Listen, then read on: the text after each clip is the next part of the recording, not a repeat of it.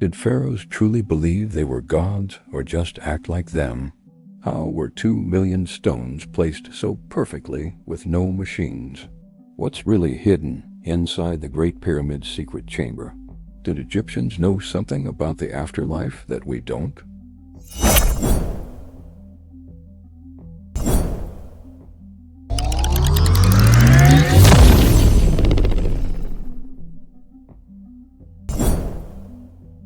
It all started over 5,000 years ago along the fertile banks of the Nile. Around 3100 BCE, the regions of Upper and Lower Egypt were unified by a king named Narmer, also called Menes by some historians. This event marked the beginning of the first dynasty. The Narmer palette, one of the oldest historical records, shows the king wearing both crowns of Egypt. This proves that political unification wasn't just a myth. It was real and documented. But how did this unification happen? Was it war or peaceful agreement? Archaeologists still debate this. One theory suggests Narmer led a military campaign. Another claims trade and shared religion brought the two regions together. Once unified, Egypt became powerful. They created irrigation systems, built cities, and started worshiping common gods. This unity lasted for nearly 3,000 years. That's longer than most empires in history. So the real question is, was Egypt born through violence or vision? Do you believe the unification of Egypt was more about power or purpose? Share your thoughts below. In ancient Egypt, the pharaoh wasn't just a king, he was a living god. Egyptians believed the pharaoh was chosen by the gods and carried divine power. This belief wasn't just spiritual, it controlled everything. From laws to wars to crops, the pharaoh's decisions shaped the empire. His word was final. The people didn't obey out of fear. They obeyed because they believed he was part of the heavens. Pharaohs built temples, ordered pyramids, and led armies. Ramses II, for example, ruled for 66 years and built more monuments than any other king. He even claimed victory in battles historians believe were actually draws. But no one questioned him. Why? Because to question a pharaoh was to question the gods. Even after death, pharaohs were buried in gold and guarded tombs, their souls believed to join the gods in the afterlife. This mix of religion and politics kept the pharaohs in power for centuries. But was this divine image real, or was it clever control? Do you think the pharaohs truly believed they were gods? Or was it just a way to rule people? Let us know in the comments. The Great Pyramid of Giza is over 4,500 years old, yet we still don't fully understand how it was built. Standing 146 meters tall originally, it remained the tallest structure on Earth for nearly 4,000 years. Each limestone block weighs about 2.5 tons, and the pyramid contains over 2 million of them. But there were no cranes, no wheels, and no iron tools. Then how was it done? Some say massive ramps were used. Others suggest counterweights. But what if the answer is still buried beneath the desert? Recently, scientists discovered a hidden void inside the Great Pyramid. No one knows what's inside it. Some believe it could be a sealed chamber. Ancient writings never explained the full process, and modern experiments still fail to replicate the precision.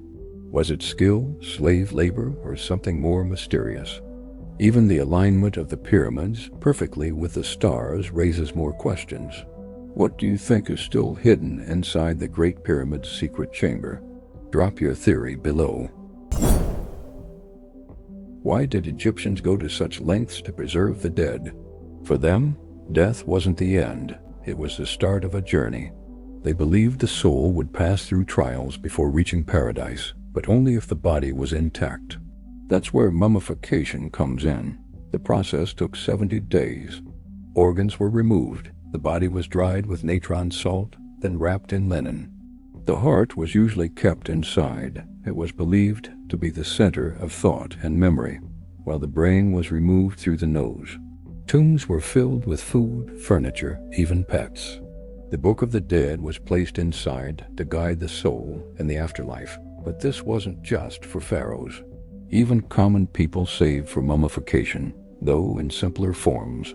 The level of detail and ritual is unmatched by any other ancient culture. Why did they invest so much in death? Did they know something we don't? Do you believe the Egyptians were onto something about the afterlife? What do you think happens after death? What was life like for the average Egyptian? Not every person lived in a palace or built pyramids. Most were farmers, craftsmen, or workers. Life revolved around the Nile. It flooded yearly, leaving behind rich soil. Farmers grew wheat, barley, and vegetables. They used wooden plows and worked under the hot sun. Children played with toys made of clay or wood. Women managed the home but could also own land and run businesses. Education was for the wealthy. Boys studied math, writing, and religion. The wealthy lived in larger homes with gardens and pools. Their food included meat, wine, and honey cakes, while the poor ate bread, onions, and beer. Religion was a daily part of life. People prayed to gods for health and protection. Cats were considered sacred and often kept as pets. Despite the differences in wealth, there was order and structure. Everyone had a role, and the pharaoh was at the top. But here's a mystery. Many records talk about joy, festivals, and music. Was daily life more peaceful than we assume? Would you prefer living as a noble in ancient Egypt or as a farmer close to the Nile, and why? Pharaohs were more than kings. They were living gods. From the moment they wore the crown, they were seen as Horus in human form. This gave them absolute authority over religion, law, war, and agriculture. Some pharaohs were builders like Khufu. Others were warriors like Thutmose III. And some, like Akhenaten, challenged tradition, introducing new gods and causing national confusion. But the most famous? Tutankhamun, not because of his rule, but because of his untouched tomb. His golden mask became a global symbol of Egypt. He ruled young, died young, and left behind more questions than answers. Power was inherited, but not always peacefully.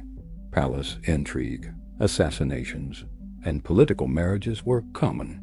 Even Queen Hatshepsut had to dress as a man to be accepted as pharaoh.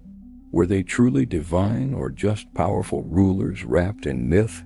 Even today, archaeologists uncover new temples and tombs with secrets still untold. If you could meet one pharaoh, who would it be, and what would you ask them? Imagine writing a story using pictures instead of words.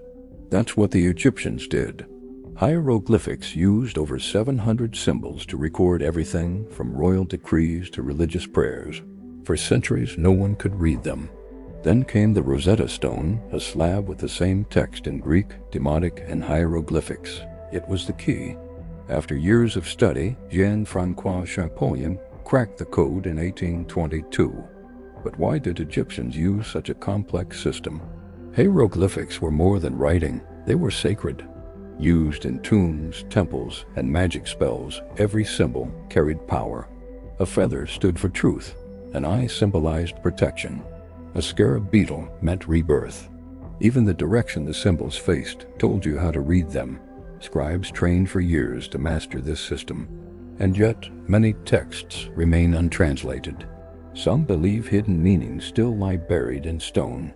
If you could translate one hidden scroll from ancient Egypt, what would you hope it reveals? The Egyptians had gods for everything. Over 2,000 deities ruled their world, from the sun to the Nile to the afterlife. Ra, the sun god, traveled the sky by day and fought evil in the underworld by night. Anubis, with the head of a jackal, guided the dead. Isis protected families. Osiris ruled the afterlife. Each god had temples, priests, and festivals. People offered food, statues, and prayers for blessings. But gods weren't perfect. They fought, loved, and betrayed like humans. One mystery still puzzles historians. Why did beliefs shift so often? Akhenaten banned all gods except Aten, the sun disk. After his death, the old gods returned. Religion was personal too. Even poor families kept many shrines at home. Amulets shaped like gods were worn for protection. Every aspect of life, sickness, success, harvest had a divine connection. But how did they keep track of so many gods? And what happened to those that were forgotten? Daily life in ancient Egypt, more than just pharaohs. When we think of ancient Egypt, we imagine pyramids and pharaohs. But what about the everyday people? Farmers, artisans, merchants, and scribes made up most of society. Farmers worked by the rhythm of the Nile. When it flooded, they celebrated. When it didn't, they prayed. Most homes were made from mud bricks and had just 2 or 3 rooms. Kids played with handmade toys. Women wore linen dresses and used makeup made from copper and ash. Men shaved their heads to stay cool. Bread and beer were daily staples. Work began early and ended before the sun scorched the fields. Religion, music, and festivals brought people together. Marriage was based on love, not arrangement. Women could own property and even get divorced. That's more freedom than in some ancient societies.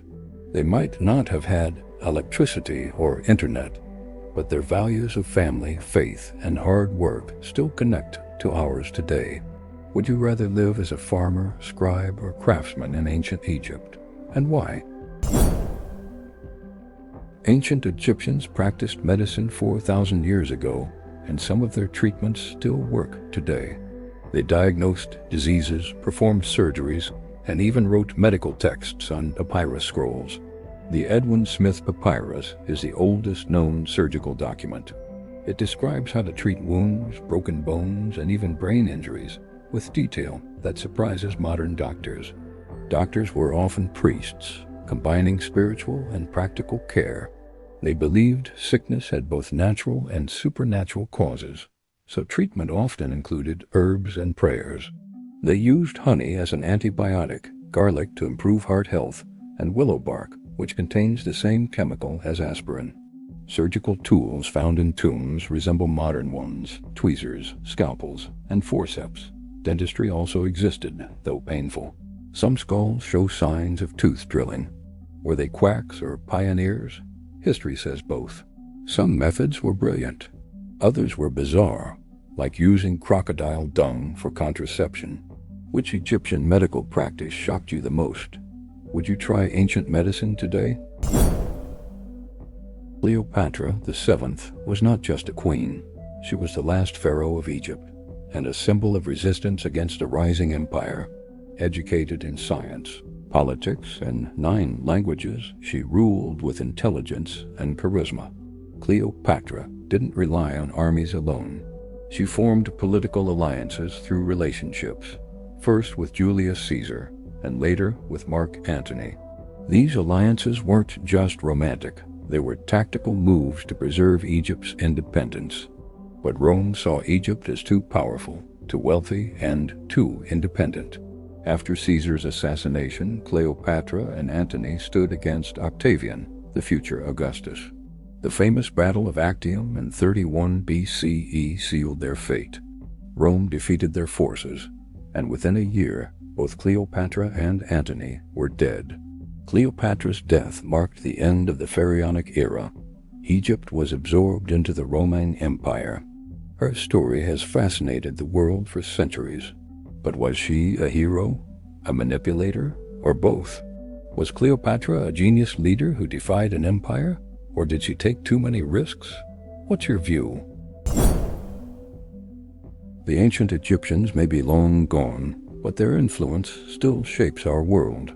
Their architecture inspired buildings across history. Their understanding of medicine, surgery, and anatomy was centuries ahead of others. They invented paper, papyrus, which allowed knowledge to spread. Their solar calendar, divided into 365 days, became the base of modern timekeeping. Even the concept of written law was practiced in Egyptian courts. Their obsession with death taught the world about preservation. Mummification inspired scientific studies of the human body. Their religious beliefs influenced early Christianity, and Islamic art and storytelling. From the Great Pyramids to the smallest amulets, Egypt's legacy survives. Museums around the world still uncover new findings from their ruins. But their greatest legacy may not be what they left behind physically. It's the idea that humans, even thousands of years ago, could dream big, build bigger, and believe in something beyond themselves. Which Egyptian legacy fascinates you most? Architecture, medicine, or religion? Why? Ancient Egyptians didn't see death as the end. To them, it was the beginning of a new life. Their afterlife beliefs were so detailed and powerful that they shaped how they lived, worshipped, and even ruled. The journey to the afterlife began with judgment. The heart of the dead was weighed against the feather of truth. If it was heavier with sin, it was devoured by a fearsome beast named Ammit. But if it was pure, the soul could enter the field of reeds, a perfect version of life on earth. Tombs weren't just graves. They were homes for the soul. That's why pharaohs built massive pyramids and filled them with treasures, furniture, food, and clothes. They believed the soul would use these in the next world. Spells from the Book of the Dead were placed inside coffins, helping the dead overcome monsters and obstacles. These beliefs lasted for thousands of years and influenced future religions. Do you think we still hold on to similar beliefs about life after death today? How are our views different or the same? We know a lot about ancient Egypt, but many secrets still lie buried under sand and time. Over 80 pyramids have been found, yet some are still unexplored. Satellite scans reveal underground structures near the Valley of the Kings. What's inside? We may not know for decades. One of the biggest mysteries is Queen Nefertiti's tomb. She was one of Egypt's most powerful women, yet her final resting place is missing. Some believe it's hidden behind a wall in Tutankhamun's tomb. Another mystery is how the pyramids were built.